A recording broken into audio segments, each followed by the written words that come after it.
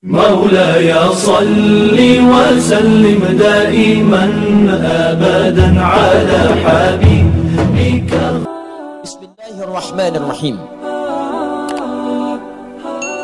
Ya, masuk ke Ar-Rahmanir-Rahim. Ayat ketiga, ayat Dzir-Rahmah. Yang dimaksud sifat Ar-Rahmanir-Rahim adalah Dzir-Rahmah, pemilik semua sifat rahmat. Rahmat itu puncak kasih, perhatian dan sayang. Puncak kasih, perhatian dan sayang yang tanpa batas. Kalau dinisbatkan kepada makhluk, ya bukan khalik. Kalau dinisbatkan kepada makhluk, maka ada tambahan. Puncak perhatian, kasih dan sayang, yang dengan perhatian itu ia rela merasakan penderitaan asal yang disayang itu merasakan kenyamanan. Kalau yang dimaksud makhluk, ya, tempat rahmat itu rahim. Perempuan punya rahim dalam perutnya. Kenapa dinamakan dengan rahim? Karena di dalamnya ada sosok yang sangat disayang, dikasihi, dan diberikan perhatian luar biasa. Sekalipun yang mengandung itu merasakan sakit untuk itu. Gak apa-apa sakit, yang penting yang dikandung ini merasakan kenikmatannya. Ya, silahkan tanyakan pada setiap yang mengandung. Saya melihat istri saya saat mengandung, juga mungkin istri-istri Anda yang Anda perhatikan. Atau tanyakan pada ibunda kita yang telah melahirkan kita. Saat mengandung, kata Al-Quran, wahnan ala wahnin. Quran surah ke-31 ayat ke-14. Sulitnya luar biasa. Piring kanan susah, kiri susah, telungkup mustahil. Ya, baik, terlentang juga sulit. Tapi dipertahankan semua itu untuk apa? Supaya anak yang dikandung ini merasakan nikmat dan sayang. Makanya sebagian ahli hikmah mengatakan, ini cuma hikmah ya, boleh jadi tinjauan lain itu bisa berbeda. Ahli hikmah mengatakan, kenapa yang terlahir dari bayi itu ketika keluar pertama kali adalah tangisan dalam dirinya? Karena dia khawatir tidak mendapatkan kenikmatan yang sama ketika berada dalam rahim ibundanya. Atau ahli hikmah mengatakan demikian. Karena itu, kalau ada sifat rahmah, kemudian dinisbatkan kepada makhluk, maka itu puncak kasih, sayang, dan perhatian yang diberikan kepada seseorang atau satu pihak. Dan dengan perhatian itu, ia rela menderita untuk memberikan kenyamanan pada siapa yang diperhatikannya. Jelas? Makanya ibu kan seperti itu ya. Kadang-kadang ngutang dulu, minjam dulu supaya anaknya lulus kuliah. Tapi nggak pernah ngasih tahu kalau itu pinjaman. Nggak apa-apa dicaci orang, nggak apa-apa datengin orang, nggak apa-apa ditagih orang, bahkan kadang-kadang diteror. Yang penting anaknya nggak usah tahu. Itulah ibu. Makanya kalau sedang kesal pada ibu, coba pikir-pikir dulu sulitnya ibu waktu mendidik kita. Itu bahasa Qurannya. Ya, kata Allah, wassaynal insana biwalidayhi. Kami wasiatkan, berikan pesan yang tegas pada setiap anak untuk berbakti pada kedua orang tuanya. Kalau sedang punya masalah dengan orang tua, apalagi dengan ibu, hamalathu ummu wahnan ala wahn. Kamu pikir dulu kau mau marah, pikir dulu. Ibu kandung itu ngandung kamu 9 bulan, itu sulitnya luar biasa. Berat kata Allah itu. Jadi kalau mau marah tuh pikir-pikir dulu. Saya tuh kadang sedih, kadang-kadang tuh pengen bertindak pada anak-anak sekarang itu yang dengan seentengnya aja memperlakukan ibunya. Ada gara-gara uang 10.000 ditendang kepala ibunya. Hanya karena uang 10.000 Anda bayangkan. Ada yang mengeksekusi, ada yang mencaci maki. Ini siapa sebetulnya? Kata Quran, kamu pikir-pikir dulu, ibu kamu itu 9 bulan ngandung di perutnya. Kamu dibawa-bawa kemana-mana. Ya, wahnan ada wahnin, sulitnya luar biasa. Di Quran surah ke-46 ayat ke-15 disebutkan karha. Itu luar biasa. Berat, karha itu perasaan yang tidak mudah gitu. Ya, sulit. Kalau sekarang nggak suka itu kalau kita tuh mual kalau dalam bahasa orang mengandung. Ya, isyarat Quran tuh ada. Orang ngandung tuh katanya kadang bawa mual, kadang nggak enak. Itu Quran surah 46 ayat ke-15. Bahkan di Quran surah ke-7 ayat 189, falamma asqalat kata faqal. Ya, faqal itu kalau Anda ngangkat beban, barbel, ya, angkat beban. Ya, angkat beban, barbel, Anda angkat, kan yang angkat tangan kan? Tapi berat beban itu ke semua tubuh terasa kan? Ya, ke badan terasa, ke kaki terasa. Yang angkat tangan. Kenapa yang semicut itu mulut kemudian wajahnya? Benar? Itu bebannya terasa. Ya, ibu saat mengandung pun itu diilustrasikan oleh Quran itu menggunakan kata fakal. Yang ngandung perutnya, tapi yang sakit bisa kepalanya. Yang sakit bengkak bisa ke kakinya, bisa ke tangannya. Dan bahasa Quran sederhana, kalau mau marah sama ibu, ingat-ingat dulu ini. 9 bulan kamu dibawa kemana-mana. Nggak pernah kemudian disimpan dulu. Pernah ada seorang ibu mengandung mau nyuci, nah ibu mau nyuci dulu, kamu istirahat dulu di sini ya. Tidak, nggak ada. Kandung sampai keluar, selesai nyuci bawa, nyapu bawa, ya beres-beres bawa, dibawa. Pikir dulu kata Quran. Nah, itu kalau dinisbatkan kepada makhluk. Kalau dinisbatkan kepada Khalik Allah Subhanahu wa taala, maka sifat menanggung penderitaan itu dihilangkan. Karena mesti ada beda antara Khalik Allah dengan makhluk. Itu kaidah. Karena itu sifat rahmat Allah diberikan tanpa batas kepada manusia sampai ia kembali mau mendekat kepada Allah Subhanahu wa taala. Itu perbedaannya. Di Allah itu, teman-teman, itu nggak ada batasnya. Nih saya contohkan ya, pelaku maksiat gelap-gelapnya, sepekat-pekatnya, sehitam-hitamnya dosa melekat pada diri manusia. Itu oleh Allah diberi kesempatan sampai mau balik, sampai ajalnya tiba. Jadi kalau sebelum ajalnya sampai ke kerongkongan, itu dibentangkan terus rahmatnya, dengan sifat rahmatnya. Ya, kita ambil contoh ya. Di Quran itu ilustrasi kesalahan itu ada 5 jenis, dan setiap jenisnya itu selalu dilekatkan sifat Allah untuk mengampuninya. Misal, kesalahan pertama disebut khata'un, ya. Jamaknya disebut dengan akhta'un. Jam'ul jamaknya disebut dengan khataya. Ya. Kalau berbuat kesalahan ini, perbuatannya disebut akhta'a yukhti'u. Fokus. Satu kali salah, khata. Beberapa kali salah, banyak akhta'. Banyak salah. Khataya. Ya, kalau kita ngaku, ya Allah saya ngaku banyak salahnya, tak terlukiskan. Banyak ya Allah. Maka tambahkan ya pendek di akhirnya. Ya. Khataya. Ya. Makanya setiap kita sholat tuh, salah satu bacaan doa istiftah, Allahu Akbar, Allahumma ba'id baini wa baina khataya. Ya kecilnya mesti bunyi. Itu cara menerjemahkannya begini, ya Allah, saya mengakui dalam sholat ini ya Allah, bahwa saya ini banyak dosa. Itu cara bacanya. Bukan sekedar di lisan. Kalau cuma di lisan, nggak ada getaran kejiwaannya. Pahami bacaan itu. Ya Allah, saya mengakui ya Allah, saya mengakui dalam sholat ini saya banyak dosanya. Lantas bayangkan dosa apa aja. Dosa mata, dosa telinga. Sebelum sholat tadi ngerjakan dosa apa? Nih kalau masih belum mau ngaku ya, saya tanya nih, siapa yang nggak punya dosa? Angkat tangan. Angkat aja. Ya, ayo. Baik, yang dosanya sedikit angkat tangan. Yang dosa agak banyak angkat tangan. Ya, saya tahu ibu juga angkat di bawah. Baik, siapa yang merasa banyak dosanya angkat tangan. Tuh, banyak. Dah turun lagi. Kelihatan, nggak ngangkat pun di wajah udah kelihatan. Baik. Dan wajah-wajah ini saat bersamaan adalah wajah penambah surga. Nggak percaya? Ayo buktikan. Siapa yang pengen ke surga? Angkat tangan. Tuh. Selesai. Dan tinggi cita-citanya. Siapa yang surganya pengen Firdaus? Angkat tangan. Tuh. Siapa yang pengen bersama Nabi di surga?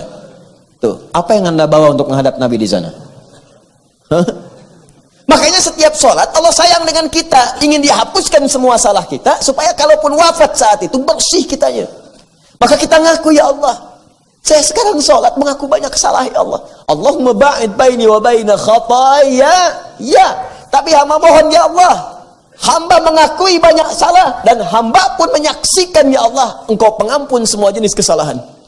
Mohon bersihkan, pisahkan hamba dengan kesalahan-kesalahan yang telah hamba perbuat sampai detik ini, sebagaimana Engkau pisahkan timur dan barat yang tidak pernah bertemu.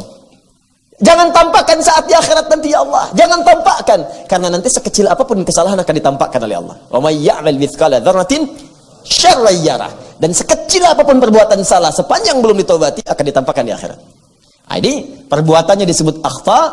Jika sudah terjadi kesalahan khata, agak banyak akhta, kemudian banyak lagi disebut khata, ya. Allah menurunkan satu sifat untuk menghapuskan ini semua. Disebut al-afu namanya. Al-afu. Nah, khata ini itu adalah kesalahan yang jelas salah. Walaupun sifatnya masih umum. Bisa jadi mengandung dosa, bisa jadi salah tapi belum tentu berdosa. Nah, contoh, subuh sekarang jam berapa? 4.32 misalkan. Baik, 4.32 itu subuh. Ada orang baru bangun jam 6. Bangun. Nah, belum sholat subuh. Salah tidak? Salah, jelas salah. Salah, belum sholat. Karena standarnya 4.32 itu siap-siap sholat. Dia jam 6 baru bangun, udah lewat syuruk. Udah lewat syuruk. Baik, nah sekarang salah tidak? Salah, dosa enggak? Belum tentu, John. Belum tentu. Kalau tidak disengaja, ya memang malamnya kecapean. Sulit tak terlukiskan sampai kemudian tertidur lelap. Memang bangunnya jam 2 untuk tahajud. Allahu Akbar. 11 rakaat khusyuk. Setelah itu selesai jam 3:30, lihat baca hadis sunnah Nabi setelah tahajud bisa berbaring terlebih dahulu, miring ke kanan, berbaring dia. Cuman bedanya dia dengan Nabi sebelum subuh bangun, dia habis subuh baru bangun. Salah sih iya, cuman dosa enggak. Nah itulah khata namanya. Kalau sudah mengandung dosa, maka berubah kalimatnya menjadi dzambun. Nah, turunkan ini, dzambun. Nah, ini ya. Satu jenis. Baik, subuh 4.32, dia bangun jam 6 sengaja. Memang sengaja terlambat karena malamnya dihabiskan nonton bola. Nonton Madrid nih, menangis, kalah kan? Gak menang, ketiduran, terlambat bangun, salah dan dosa dia. Kesalahan yang mengandung dosa, sekali dosa disebut dzambun. Allah tidak menginginkan ada hamba berdosa sekalipun sedikit dosanya. Kamu datang ke dunia bersih, pulang jangan bawa kotoran, bersihkan oleh Allah, seketika dihapuskan. Maka diturunkan sifat yang kedua namanya ghafir. Ghafir. Muncul Quran surah ke-40 ayat ketiga.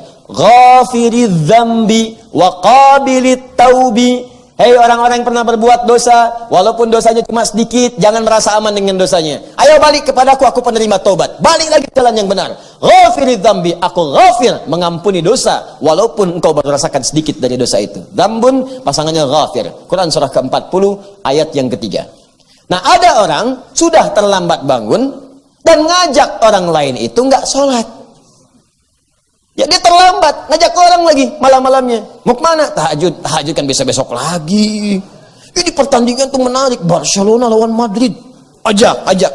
Sudah dia ngajak orang lain, dia sendiri tidak mengerjakan. Maka muncul yang kedua lebih dari yang pertama. Dijamakkan bentuk dzambu jadi dzunub namanya. Dzunubun. Kalau levelnya sudah naik dari dzambun ke dzunub, maka Allah pun tidak akan membiarkan hambanya larut dalam dosa. Diturunkan sifat yang ketiga namanya Ghaffar. Ghaffar, Quran surah Nuh ayat yang ke-10. Faqultu astaghfiru rabbakum innahu kana ghaffara. Ghaffar. Kata Nabi Nuh, faqultu astaghfiru rabbakum, aku katakan pada umatku, minta ampun pada Tuhanmu, minta ampun. Tapi yang paling menarik, innahu kana ghaffara. Sungguh Allah punya sifat Ghaffar. Kenapa Nabi Nuh tidak mengatakan Ghafir? Karena umatnya sudah berkali-kali bukan sekedar kemudian mencela Nabi Nuh, tapi sudah ngancam, mencela, menghardik, banyak dikumpulkan dosanya, bukan sekali dosa. Tuh, begitu cara baca Qur'annya. Jadi kalau ada sifat Ghafar, artinya dosanya meningkat dari level yang pertama. Ya, pedasnya naik dikit, level 1, level 2, ya, naik terus, naik. Nah, sudah dia kemudian tidak sholat, ngajak orang tidak sholat dan mencela orang sholat. Ngapain sih ke sana? Si Adul masuk soleh, biarin aja ke sana, ya kan? Udah. Kita mau sini aja. Bisa, dia. Ayo sini, naik lagi. Namanya dzunubun ma'adzulmi plus zalim. Dzunubun plus zulmun. Maka Allah turunkan sifat yang keempat, namanya Ghafurun. Ghafur. Terakhir, maaf ya. Orang ini Allahu Akbar. Dia profesional di bidang maksiat. Pokoknya nggak ada maksiat di bumi kecuali dia pernah mengerjakannya. Jadi kalau mendengar orang lain pernah mengerjakan, dia belum, gatal tangannya. Nggak bisa tuh, saya juga bisa itu. Seketika dia kerjakan, langsung dia lakukan. Maka itu rumusnya bukan pakai dzunubun, bukan zulmun lagi. Sudah israf namanya, israf, kelewat batas.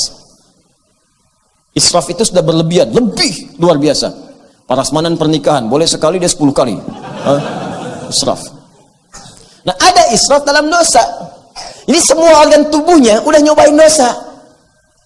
Pokoknya hatamlah dosa tuh. Ya.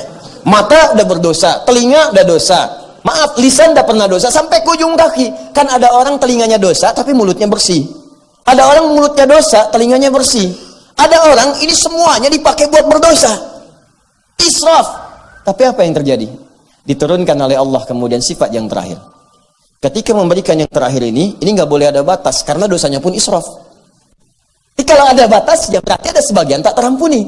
Tapi kalau nggak ada batasnya, maka sebesar apapun, sebanyak apapun, sedalam apapun, sekotor apapun, itu nggak akan pernah ada batas untuk kembali diterima oleh Allah Subhanahu Wa Taala. Masih ingat tadi, ketika Allah memberikan sebuah sifat kasih sayang, perhatian tanpa batas, disebut apa namanya tadi? Rahmah. Maka turunlah Quran surah ke-39 ayat ke-53. Quran surah ke-39 Az-Zumar ayat 53. Qul, katakan Muhammad, ya ibadiyalladzina asrafu ala anfusihim. Muhammad katakan, infokkan, beritahukan kepada hamba-hambaku, masih di aku hamba, Pak. Masih di aku hamba. Hai para pezina, hai yang pernah zina, hai yang pernah mabuk, hai yang pernah korupsi, hai yang pernah nyuri, hai yang pernah membunuh. Dengar kalimat ini. Kata Allah, engkau hambaku. Kau hambaku. Itulah bedanya Tuhan dengan makhluk. Anda punya anak, jahatnya luar biasa, merusak nama keluarga. Sudah nggak terukur berapa kali nama Anda dirusak oleh dia. Sudah nggak terukur berapa kali keluarga kemudian dilecehkan oleh dia. Jahat dikenal di luar, muncul di televisi. Satu kali balik ingin bertemu Anda, diterima nggak? Baru nelpon aja, kamu nggak usah telepon saya lagi. Waduh, saya ingin ketemu Pak. Kamu bukan anak saya. Oh, lantas anak siapa? Perhatikan Allah nggak ada batas. Qul ya ibadi, masih di aku hamba. Muhammad katakan pada hamba-hambaku. Ya, qul ya ibadiyalladzina asrafu ala anfusihim, yang pernah israf dalam hidupnya untuk berbuat dosa. Alladzina, saya sering sampaikan, disebutkan 1080 kali. Bisa laki-laki, perempuan, besar, kecil, tua, muda, kaya, cukup. Hei, engkau yang pernah punya jabatan pernah berdosa. Engkau yang punya kekayaan pernah berdosa. Engkau yang tak punya apapun ikutan berdosa juga. Hei, engkau laki-laki, engkau perempuan, engkau pernah berbuat israf. Aku tidak akan berikan batas untuk mengampunimu. Engkau datang padaku, aku ampuni semua dosamu. La taqnatu min rahmatillah. Jangan putus asa dari rahmat Allah Subhanahu wa taala. Aku ampuni. Nah sekarang maaf ya, salah dihapuskan. Dosa dikit diampuni. Dosa tambah banyak digugurkan. Dosa lebih banyak lagi dihanguskan. Dosa tanpa batas masih diterima untuk dibersihkan. Kalau dengan semua kesempatan ini belum mampu menyentuh hati Anda untuk bertobat, lantas dengan cara apa lagi Allah mengampuni dosa-dosa Anda?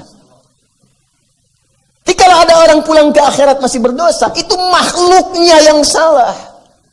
Allahnya sudah terbuka, saya ampuni, kamu yang gak mau minta ampun. Saya kurang apa lagi ngampunin kamu sekarang? Dipantas kalau di akhirat tuh Allah murka. Pantas, sangat pantas. Padahal sifat Allah itu rahmatnya kemudian akan mengalahkan murkanya. Cuman sudah dikasih rahmat, gak mau ngambil, ya tinggal murkanya.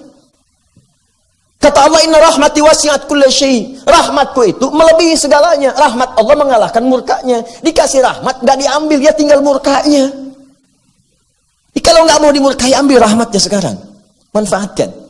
Karena itu ketika kalimat ini disampaikan, makna Ar-Rahman Ar-Rahim, Dzir-Rahmah, dialah Allah yang punya karunia tanpa batas. Baik dalam hal rizki, perhatian, kasih sayang, bahkan ampunan yang sangat luar biasa.